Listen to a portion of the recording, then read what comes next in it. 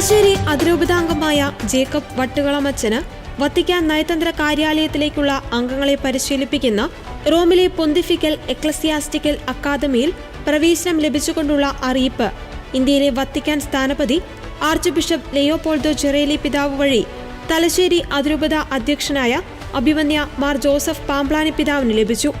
തലശ്ശേരി അതിരൂപതയിൽ നിന്ന് ആദ്യമായാണ് ഒരു വൈദികൻ വത്തിക്കാന്റെ നയതന്ത്ര കാര്യാലയത്തിൽ സേവനം ചെയ്യുവാനുള്ള പരിശീലനത്തിനായി തെരഞ്ഞെടുക്കപ്പെടുന്നത്.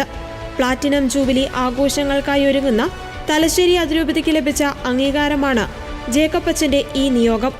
ലോകത്തിന്റെ വിവിധ ഭാഗങ്ങളിൽ നിന്ന് ഓരോ വർഷവും സമർത്ഥരായ ചുരുക്കം വൈദികരെ മാത്രമാണ് പൊന്തിഫിക്കൽ അക്കാദമിയിലേക്ക് തിരഞ്ഞെടുക്കുവാറുള്ളത്.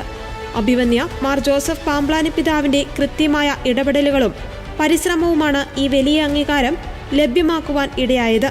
2025 സെപ്റ്റംബർ 24-നാണ് ജേക്കബ് അച്ചൻ പരിശീലനത്തിനായി റോമിലെ പൊന്തിഫിക്കൽ അക്കാദമിയിൽ പ്രവേശിക്കുക.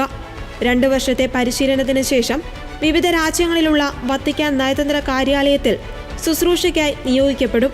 പരിശുദ്ധ പിതാവിന്റെ സ്ഥാനപതികളായി ഓരോ രാജ്യങ്ങളിലും ജോലി ചെയ്യുന്നവർ ഇത്തരം പരിശീലനം പൂർത്തിയാക്കിയവരാണ്. തലശ്ശേരി അതിരൂപതയിലെ കാസർഗോഡ് ജില്ലയിൽ കൊട്ടോടി ഇടവകാംഗമായ വട്ടുകളം ബെന്നി ജാൻസി ദമ്പതികളുടെ മകനായി 1992 ആഗസ്റ്റ് 26-നാണ് ജേക്കബ് അച്ചൻ ജനിച്ചത്.